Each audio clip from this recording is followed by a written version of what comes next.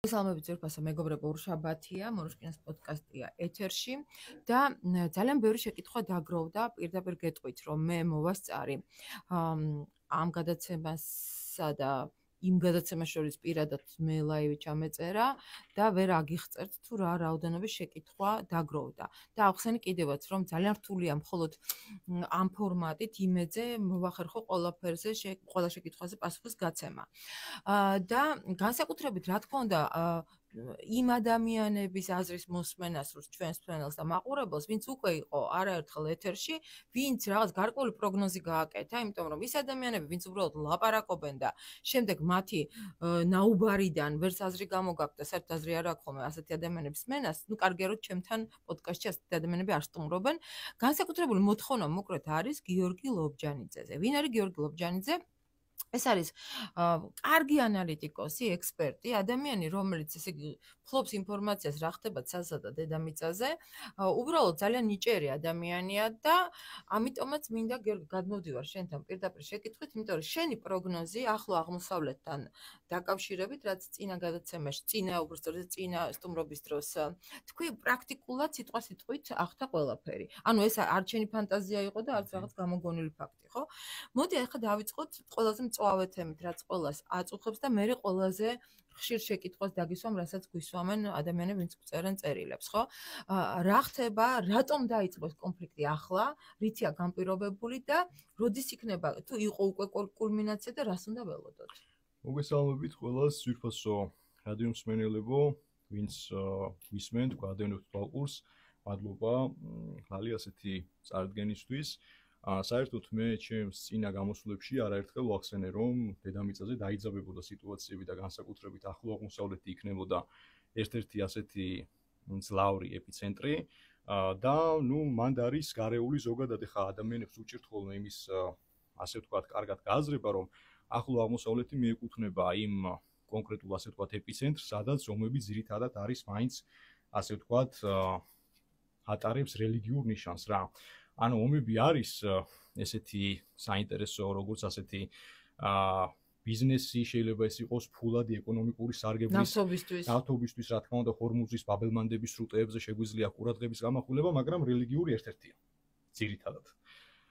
ამაზე შეიძლება ყურადღების გამახვილება და ეხლა არის რა ზოგადად ანუ ესეთი კრიტიკული სიტუაცია, სადაც იძაბება გარემო, მაინც და მაინც მარტივი არ არის მდგომარეობა ეს ფონი და ну იმედი მაქვს რომ ასე ვთქვათ ეს სიტუაცია როგორმე ჩაცხრება და ну დაიმსგავსება ასე ვთქვათ მშვიდობას, მაგრამ ჯერჯერობით ახლა მე რასაც უყურებ აქ ორმხრივი შეტაკებები მიმდინარეობს, გვაქვს ასე ვთქვათ ირანის მხრიდან სერიოზული დანაკარგები, ისრაელს აქვს ასევე სერიოზული დანაკარგები და ეს დიდია იმის შანსი რომ ზოგადად მთელი ზაფხულის განმავლობაში გაგრძელდეს, განსაკუთრებით აგვისტოს თვის ჩათვლით, ანუ დედამიწაზეც ახლა ზისკაბადონზეც არის ასეთი სიტუაციები გამოკვეთილი. კონკრეტულად, აი ჩვენ რო ვიცოდეთ რა კითხვები აქვთ კიდე ჩვენს იმას რა ქვია მსმენელებს, რო იქიდან გამომდინარე. იცი რა, ჯერ პირველ რიგში მე მინდა უბრალოდ პატარა რემარკა გავაკეთო. ძალიან ხშირად ისმის ხოლმე გარკვეულ წრეებში. იგივე ჩვენ ახლობლებთან, აი შენ ვის პოზიციას იჭერ. როდესაც დაიწყო უკრაინულ-რუსული კონფლიქტი, მაშინ ვთქვით, რომ ორი ძმა, როდესაც ებრძვის ერთმანეთს, ჩვენ საერთოდ ჩვენი პოზიცია უნდა იყოს, რაც შეიძლება მალე დამთავრდეს ომი და ამას უგულშემატკივროთ. აქ საუბარი იმაზე, საქართველოს ქვეყანა, რომელიც ტოლერანტულობით არის ცნობილი და ერთ პატარა მოედანზე მეჩეთიც გვაქვს და სინაგოგაც, მე ვფიქრობ, აქაც ძალიან ფრთხილი პოზიცია უნდა დავიჭიროთ და უბრალოდ დაველოდოთ მოვლენების განვითარებას. მაგრამ იმის გამო, რომ ძალიან ცნობისმოყვარეა ჩვენი ხალხი, ცხადია, ძალიან ბევრი რამე აინტერესებთ. ეხლა ყველაზე ნაკლებად სიმართლე გითხრა, ამ კონკრეტულ სიტუაციაში მაინც უფრო რელიგიურ მომენტს ქონდა ალბათ დატვირთვა, იმიტომ რომ ამერიკა ხო ესეი ბოდიში რომ გაწყვეტინებთ რა. კონკრეტულად აქ არის სიტუაცია, რომ თუ ვინც აკონტროლებს ახლო აღმოსავლეთს, ხა შორიდან დავიწყე მე საუბარი, იმიტომ რომ რელიგიური ნიშანი არის ერთ-ერთი ფაქტორი. ვინც ახლო აღმოსავლეთს აკონტროლებს, ხო მე მინდა მივმართო რა, ხა ფართო საზოგადოებას, ის აკონტროლებს თავიდან ბოლომდე მთელ ნავთობის სექტორს ძირითადად და მთელი ეკონომიკური ძირითადი ასე ვთქვათ ხაზი, ეს რო იტყვიან ესე იგი სიძლიერე არის მათ ხელში.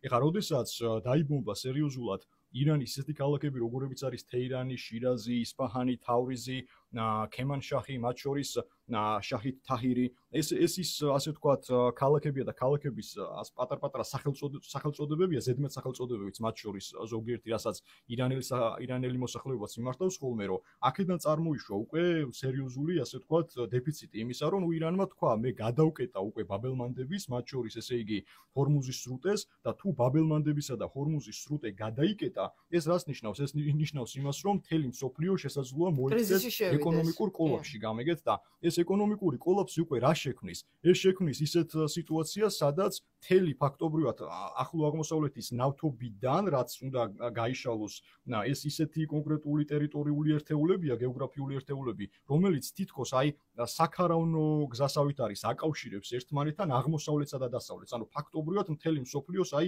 გულის არტერიაა, გამიგეთ, ძირითადი გულის არტერიაა და აქ თუ ასე ისეთმა სახელმწიფომ მოიპოვა მანდ ძალაუფლება, როგორიც არის მაგალითად ირანი, ხო? ეს ამერიკის შეერთებული შტატების ინტერესებში აბსოლუტურად არ შედის, გამიგეთ?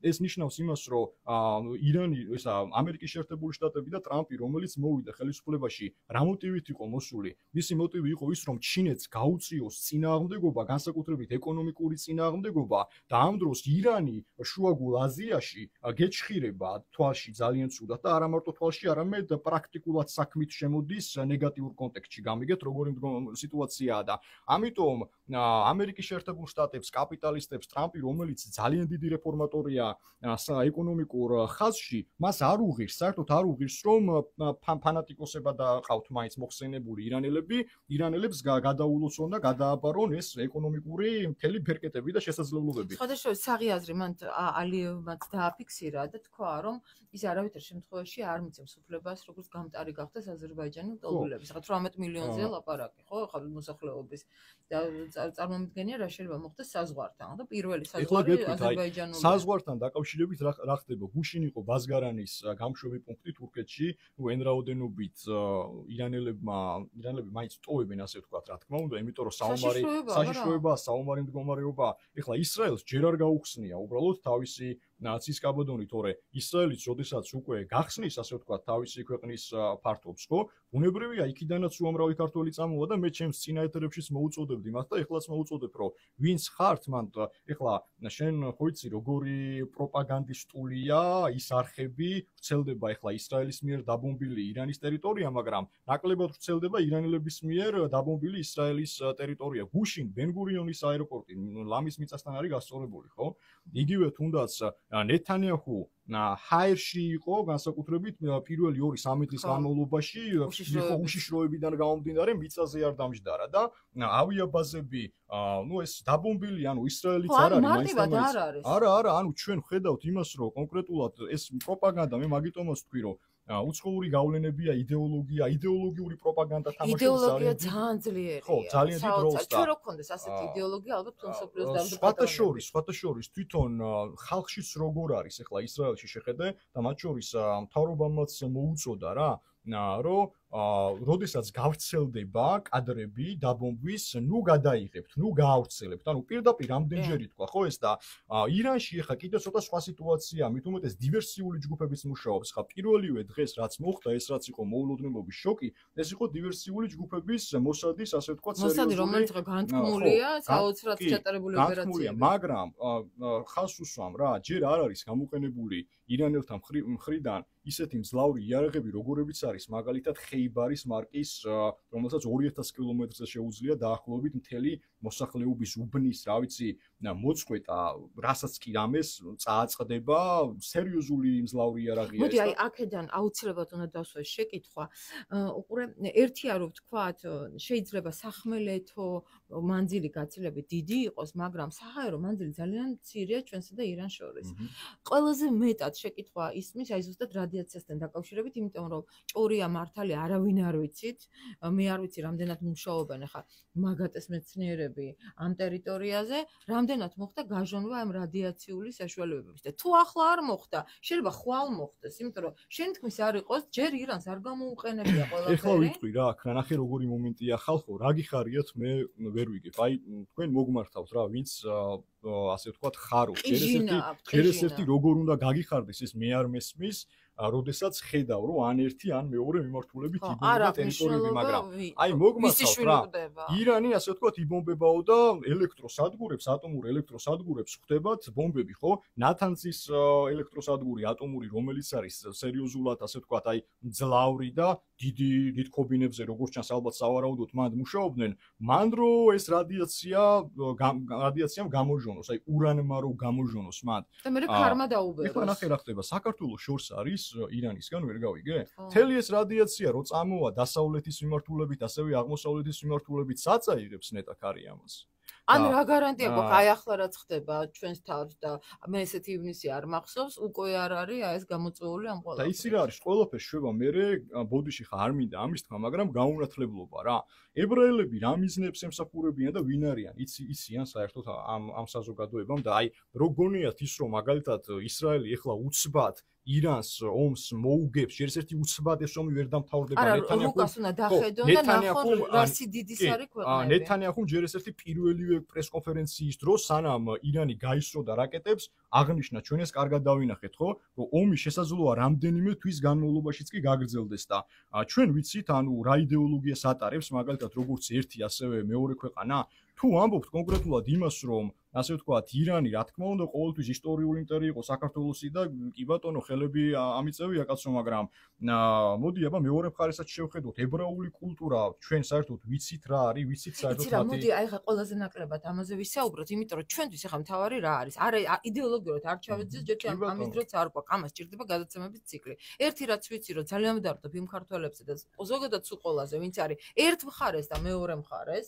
ირანშიც საკმაოდ აგერ ფერეიდნელი ქართველები, ეთნიკური ქართველები, ისევე ორივე მხარეს ყავს ჩვენი ხალხი და სამწუხაროდ ორივე მხარეს არის მსხვერპლი. ეს ერთი რაც ყველაზე მნიშვნელოვანია. მეორე რაც გვადარდებს, რეალურად გაჟონა თუ არ გაჟონა აი ამ რადიაციამ. იმიტომ რომ არის დაუდასტურებელი, ხა მე რასაც წავაწყდი ბოლო ინფორმაციებს, ბოლომდე დადასტურებული ეს არ არის, მაგრამ იყო რაღაც ვარაუდები, თითქოს ირანელებმაც დაადასტურეს, რომ იქ ასე ვთქვათ, მძლავრი დარტყმის შედეგად მოხდა, ცოტა არყევა, თუმცა მე მაინც ვფიქრობ, რომ თუ იქნებოდა რადიაციული გაჟონვის საფრთხე, ალბათ აქამდე კიდევ უფრო მეტ ინფორმაციებს გავიგებდით, მაგრამ საფრთხე არსებობს რისი?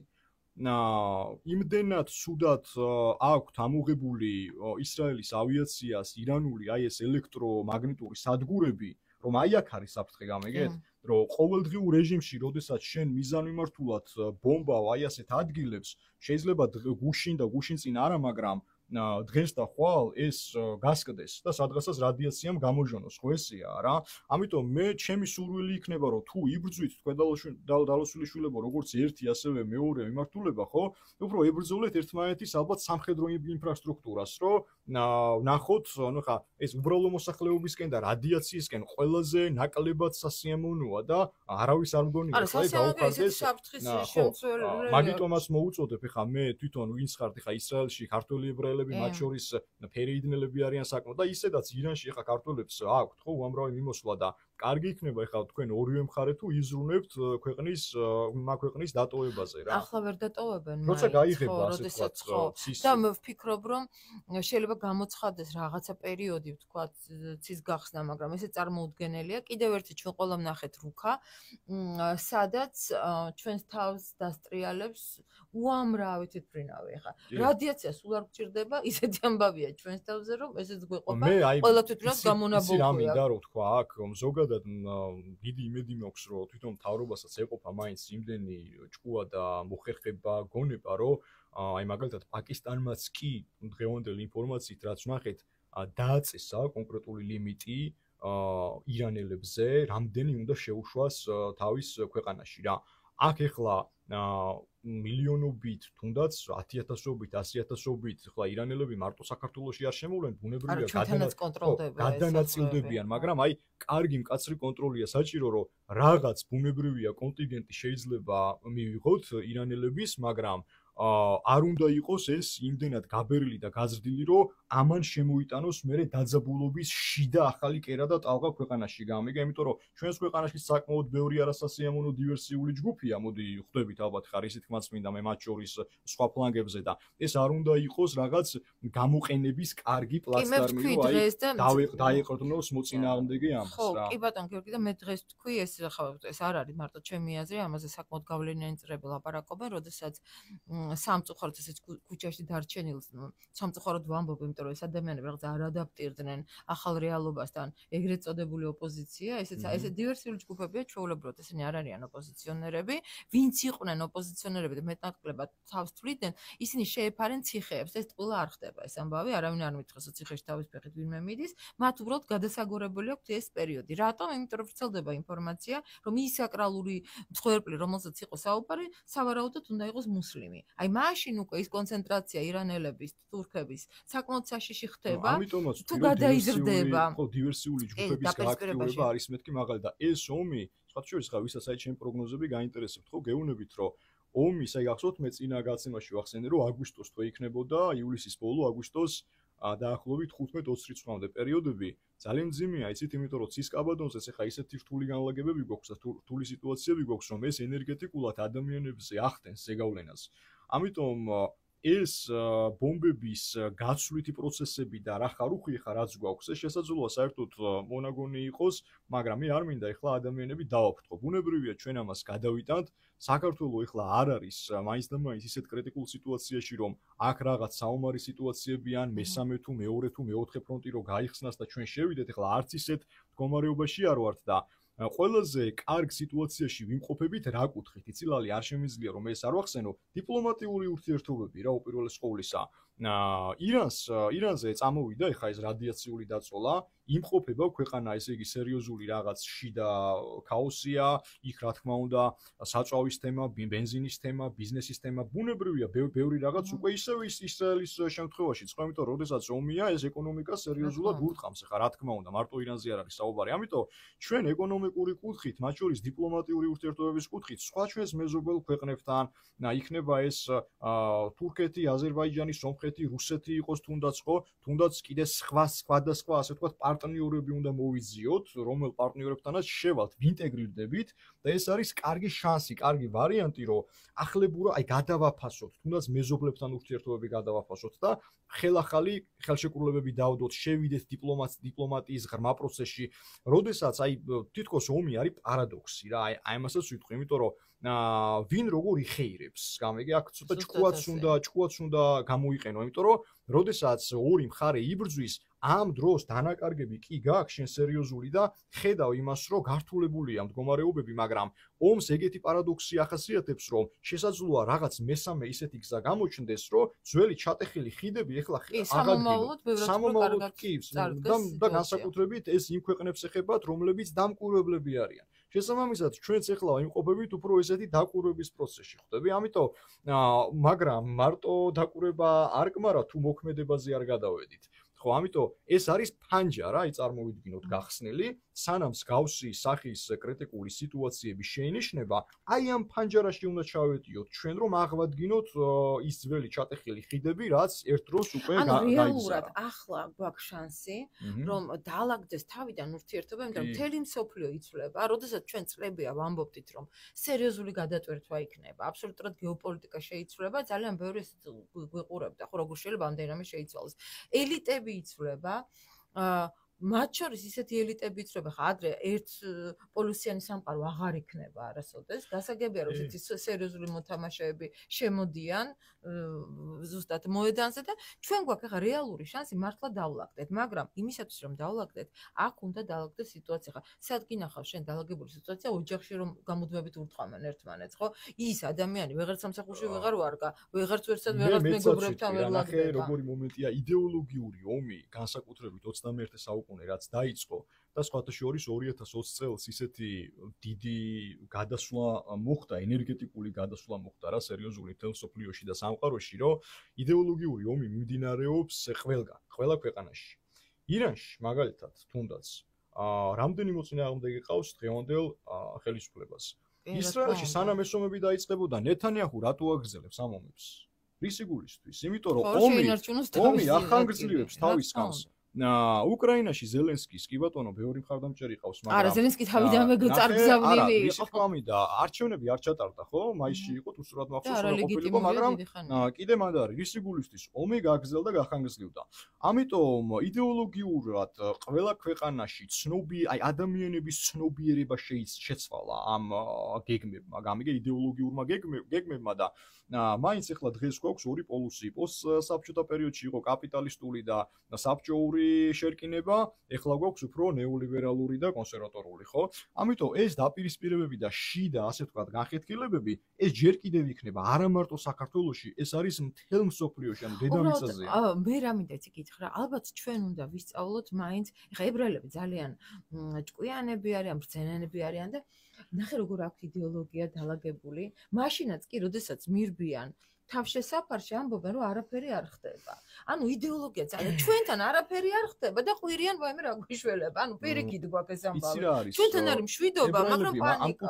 ამ კუთხით ჭკვიანები არიან, იმიტომ რომ რაც არ აწყობთ, უნებრივია, იმას გარეთ არ გამოიტანენ რა. კარგი და ჭკვიანურია, მაგრამ დღეს ხო გეუნები, ანუ მაინც ტოტალური ხა არ მინდა, აი ძალიან დიდი ბოდიში, მაგრამ ვინმე შეურაცხყოფას კი არ ვაყენებ, ტოტალური გაუნათლებლობა. სერიოზული გაუნათლებლობა, იმიტომ რომ ადამიანებმა რომ ვიცოდეთ აქ ჯერ ესეთი როგორ შეიძლება ამხელა ომია და ამ ომში შენ იყო მხარე. ხო, რა თქმა უნდა. ჩვენ გვაქვს ახლა შანსი, ამითხარი გიორგი, რომ ჩვენ უნდა გამოვიყენოთ შანსი. გავხდეთ სამშვიდობო ჰაბი. ამას ვიძახი ამდენი ხნის განმავლობაში, რომ ომს მეთქი, როდესაც ქვეყანა არ იბრძვის და იმყოფება დამკვირვებლის პოზიციაში, ეს არის შენი კონკრეტული ფანჯარა, მესამედ ვიმეორებ უკვე ამას, რომ ზუსტად აი ამ ფანჯრის პროცესში როგორმე გადაათამაშო, გადაახალისო, თუნდაც გუნდი შეიქმნას, რა ვიცი, დაკომპლექტდეს, ხო? იქ ანალიტიკოსები იქნებიან, პრაქტიკოსები იქნებიან, მრჩეველები იქნებიან, რომ ქვეყნებთან დიპლომატიურ დონეზე, თუნდაც საელჩოების დონეზე შევძლოთ ჩატეხილი ხიდების აღდგენა. ეს არის ახალი ფორმატები, იმ ფორმატში მე შენ კარგად იცი, დიპლომატიური მოლაპარაკებების ერთ-ერთი ყველაზე თვალსაჩინო და გადასარევი მაგალითია კონკრეტულად ისევ ეკონომიკური, ასე ვთქვათ, თემით შესვლა, აბარა ომი არ ხდება და ისევე როგორც რატო შვეიცარია, ხო? მეორე მსოფლიოვი ანგრევდა ყველაფერს და ერთადერთი ქვეყანა სადაც იყო სიცხანე შვეიცარია, მაგრამ ყველას ფული იქ ინახებოდა. კი, ანუ მარტო ისე არ ხდება, აი დიპლომატიურ ურთიერთობას თან ახლავს რაღაც ინტერესი და ინტერესი ყოველთვის მაინც, შეიძლება სულიერიც იყოს, მაგრამ მატერიალურია უფრო ხდებით, ანუ რასაც ვიძახი და შესაბამისად აი ამ ფორმით, რომ ჩვენ კვლავ შევძლოთ დიალოგი ჩვენს მტრებთან, თუნდაც წარსულში თუ რამე გაუგებრობა გქონდა, ეხლა მუდმივი მტრები არ არსებობენ. ხო, მუდმივი მტრები და მასე რო ავიღოთ, შემოკარგო და მასე რო იმშელოთ, ხო? მოდი გადავხედოთ თვითონ თლიანად ჩვენ სამეზობლოს რა. ჩვენ სამეზობლოში ყველასთან ქონია პრობლემა. ხო, და ყველასთან, ანუ მარტო ჩვენ კი არა. ყველა სომხეთი, თურქეთი, აზერბაიჯანი, როდის არ ვებრძოლით ერთმანეთს, მითხარით აბა თქვენ? აი ბოლო წლებია რაღაცა ვცდილობთ რომ დავლაგდე და მოდი მაინც აი დავუბრუნდეთ იმ თემას. სამწუხაროდ ვამბობ, რომ მოსახლეობას ახასიათებს პანიკა. მე არ ვიცი რატომ, იმიტომ რომ საერთოდ ეს გრძნობა ამოცლილი მაგდა. ეშინიათ და მირბიან და იოწყიდულობენ რა. აი რა უთხრათ ამ ადამიანებს, ჯერჯერობით ეს საფრთხე არ არსებობს, თორე გამიგებთ ეს მარტივ რაღაცას ვიტყვი, კაცო, რომ რამდენჯერ მithქვამ საქართველოში შესაძლოა, ხა მე რისი შესაძლებლობაც არის, იმაზე უკან ვერ დავიხევ და არანაირი სურვილი არ მაქვს იმისა, რომ ვინმე მოვატყუო რა. ვიძახდი ამდენი ხანი რომ იქნებოდა შიდა არეულობები, დაძაბულობები, არ არის დღემდე. ჩაცხრა ეს ყველაფერი, არსად არ წასულა, მაგრამ თუ თქვენ მაინც და მაინც იმაზე გაქვთ, ხა მეც ბევრი მწერს და მეც ბევრი მეხმიანება ამაზე, რომ აი იქნება ბომბების სვენა, იქნება ომები, რა ვიცი, რუსი შემოვა, ირანელი არავინ არ შემოვა ხალხო. საქართველოს თავისი ომით იმდენი იბრძოლა, იმდენი იომა, რომ არ დაესიზმრება დედამიწაზე აბსოლუტურად არც ერთ ქვეყანას. საქართველოს მორჩა თავის ომებს. თუ ვინმეს გონიათ თქვენ რომ რაღაც კიდე აქ, როგორც ადრე ხდებოდა წინა ხელისუფლებების, იქამდე მეფეები იყვნენ, თუ ვინმეს გონიათ რომ ეხლა ასეთ ვითარებაში და ასეთ სიტუაციაში აღმოჩნდებით, ძალიან ცდებით. ეს კარგია, ეს ძალიან კარგია. რა თქმა უნდა, ძალიან კარგია, იმიტომ რომ ჩვენ ეხლა შენ ბევრჯერ გითქვამ სლალი, რომ ბოლო გენოფონდია მართლა ქვეყანაში დარჩენილი და ვის უნდა შევწიროთ? რის გამო უნდა და ვის ინტერესებს უნდა თუ შევეწირებით, მაინც და მაინც ქართული და ჩვენი ინტერესი უნდა იყოს, კაცო. მოგეს უნდა დავლაგდეთ სახლში. აი ეს არის მთავარი. კი, ერთსაც ვიტყვი, გვაქვს მე მგონი, ხო, ჯერჯერობით რამდენი წუთი, იმიტომ რომ აი მიაქციეთ რა, დიდი თხოვნა მექნება, ჩემო კარგებო, ყურადღება, რომ ნუ გიხარიათ.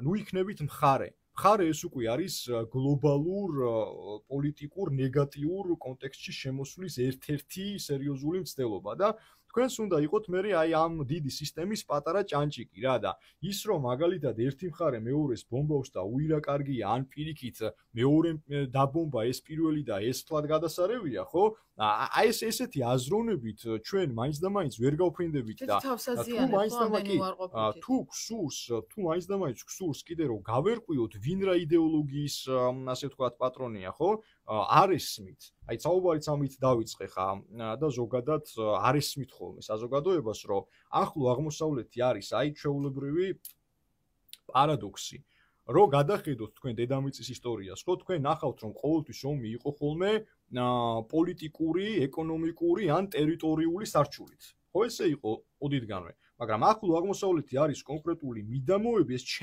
ჩემი ანალიზი არ არის შეგიძლიათ გაეცნოთ როგორც ისტორიას ასევე მოусმინოთ ახლო აღმოსავლეთის ექსპერტებს მან ომი მიმდინარეობს ძირითადში რა თქმა უნდა ნავთობთან და ეკონომიკურ პოტენციალთან ერთად რელიგიური მუხტებით რელიგიური მიზნებით და ეხლა ისრაელის კონკრეტული მათი ჩანაფიქრი გადის მაინც გაერთმნიშვნელიანებამდე და ეგრეთ წოდებული მოშიახის ინსტიტუტის გამეფებამდე ირანელებს რა თქმა უნდა მუსულმანური ლობის წინახაზე წამოწევა სურთ ერთიც უბედურებაა და მეორეც უბედურებაა ხო ჩვენ ამიტომ ვიძახი რა რეალურად რომ საქართველოს ომი არ არის ეს აი ჩვენ გვშვევია ხოლმე აი დააკვირდილალი ელემენტარულად როდესაც მაინც და მაინც რაღაც კრიტიკული სიტუაცია შეიქმნება ეხლა სად ამერიკის შეერთებული შტატები ისრაელი და ირანი შეიძლება შორს არ არიან მაგრამ მაინც და მაინც არც ერთი არ არის ნიშანდობლივ ჩვენი მეზობელი ხო მაგრამ ვიცით ხოლმე უკვე წინასწარი რაღაც ანალიზის გაკეთება, ვიცით ხოლმე რაღაც დასკვნების გამოტანა. ჩვენი საუკეთესო პოზიცია არის ნეიტრალიტეტის შენარჩუნება. ამას ვამბობ, ამას ქვეყნის ცალკეული ადამიანების და საშინელება და ერთადაც უნდა ვთქვათ, რომ მშვიდობას ანალოგი არ აქვს. მშვიდობაზე კარგი ჯერ არაფერი არ მოუფიქრებიათ, ვიფიქროთ მშვიდობაზე. ჯერ ისედაც მოდით ნუ გადავძაბავთ რა, ჩვენ თავს ენერგოველს ზოგადად დედამიწას ასე ნუ განერვიულებთ. ჩვენ მაინც ვთქვათ, ვილოცოთ, ეკლესიაში ვიაროთ. აგერ პანდემიას მოვერიეთ ქართველები ისე როგორც არავინ მსოფლიოში, ხო? ეკლესიის კარი არ დავკეტეთ და ჩვენ რა უნდა მოგვერიოს საერთოდ და ამიტომ ვფიქრობ რომ ახლა ჩვენი საქმე არის მართლა ჩვენს ქვეყანაში მშვიდობა. აი ის დამთავრდეს ეს 20 კაციანი ხუჩის გადაკეტვები, დამთავრდეს ეს ერთმანეთის ჭამა, დამთავრდეს ეს უბედურება, იმიტომ რომ შეიძლება მართლა აქ რო რაღაცა მოხდეს თუნდაც პატარა, თუმცა მე აქვე ვიტყვი რომ მთავრობამ ისე იმუშავა, რომ ჩვენ ბევრი ძალიან ნეგატიური მომენტი ავიცილეთ. რაც მიზანმიმართულად ჩვენსკენ მიდიოდა და ადრე თუ გვიან ყველა მიხვდება რომ იმ უკრაინიდან დაწყებული და ამ ისრაელის დამთავრებული ეს ომიც ერთი ამბავია. თუ არა და ძალიან მალე გამოჩნდება როგორ. ბეძზე გაიარა საქართველოს ბოლო 5 წლის განმავლობაში. დანის წელზე ვიარეთ სულ. რაც ხდება ბოლო 5 წლის განმავლობაში აქედან რომ ყოფილიყო მართლა ან მეორე ფრონტის გახსნა, რასაც გვეუბნებოდნენ ვიღაცები ან სერიოზული ჩართულობა ჩვენი ქვეყნისა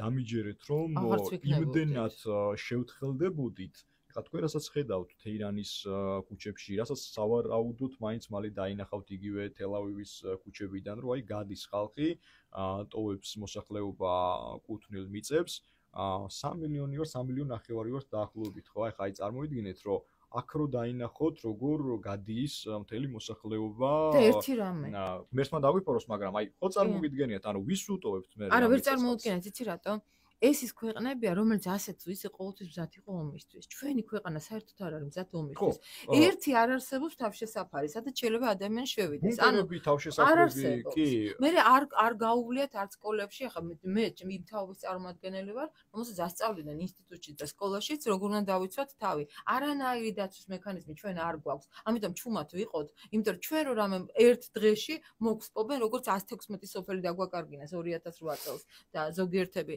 ამბობდნენ რომ ეს რა მოხდა ხა ქვების ხროვა დავკარგეთო აი ასეთი რამეში რომ თელ საქართველოს მოუვიდეს მაგრამ იმედი მაქვს ბრძენი ხელისუფლების ხო ვიცი რატო ვიძახე მე თვითონ ამას იმიტომ რომ ჰიპერბგერითი რაკეტებით ებრძვიან კაცო ერთმანეთს და ეს არის ჰიპერბგერითი რაკეტა აი კორპუსები და არ ვიცი და მიწისქვეშეთში ჩადის. ხო, ირგვლივ მიდამოებში სადამდე რა შეიძლება რომ წააქციოს ამან რა. ამიტომ ხალხო ცოტა გონს მოვეგოთ. მაინც და მაინც თუ ხარე უნდა ავირჩიოთ ამ ომში საქართველოს ინტერესებში რაც შედის ის ხარე ავირჩიოთ თუ ვინმე შუბლზე იარაღს დაგადებთ და გეტყვით მაინც და მაინც რომ ხარე უნდა აირჩიოთო მაშინაც გაირკვიეთ რა ქვეყნების კულტურაში მათ წარმომავლობაში ვის რა ინტერესები ამოძრავებს და აქედანო გეუბნებით ახლა მე ეს წინადება რო არ თქვა არ შემიძლია რომ თუ იმეს გონიათ აი პირდაპირ გეუბნებით და ეს პროგნოზიც გამართლდება აგერ თქვენ თუ იმეს გონიათ რომ ისრაელი ირანს მოერევა და შემდგომ ამით გაჩერდება ძალიან ცდებით მერე დაიწყება ყველაფერი და განსაკუთრებით მათი იდეოლოგიის განფენა და გატარება დედამიწაზე მაგრამ იმედი გვაქვს რომ არ მოხდება ეს ყველაფერი ამ ომში ჩვენ რა უნდა ვინატროთ და ჩვენ რა უნდა გვინდოდეს ჩვენ უნდა ვინატროთ ის რომ როგორმე დიპლომატიურ მოლაპარაკებებს დაექვემდებაროს რომ ეს ომი მე არ ვიცი ხა ტრამპის და პუტინის შეხვედრაც შედგა რაზე ისაუბრეს კონკრეტულად დღესაც იყო ინფორმაცია რომ რუსეთმა გამოაცხადა რომ თავადაც შეუძლია იკისროს აი მოლაპარაკების აი მანდეთკენ მივდივარ მე თავიდან ბოლომდე რომ ჩვენ უნდა ვინატროთ ის რომ მოლაპარაკებებს დაექვემდებაროს ეს საომარი პროცესი და როგორმე ამხელა ხოცვა ჟლეტვა შეწყდეს სხვა შემთხვევაში ეს მივა უკრიტიკულეს ზომამდე და საქართველოზე ვიტყვი ერთ წინადებას და მეგონი დროშიც ვიწურებით უკვე მუშეშინდებით არ არის მაინც და მაინც ახლა ჩვენს ქვეყანაში ისეთი საშიში მდგომარეობა საშიში არის უფრო შიდა გეოპოლიტიკური პროცესები რომელიც მაინც ვფიქრობ რომ ადაპტირებადია გავართმევთ თავს და დასრულებისკენ მიდის კი პროცესი ძალიან დიდი მადლობა ესეთი ოპტიმისტურად მინდა დაგემშვიდობოთ მომავალ შეხვედრამდე და აუცილებლად რაც დაგიგროვდებათ შეკითხვები პასუხს გავცემთ აუცილებლად ნახვამდის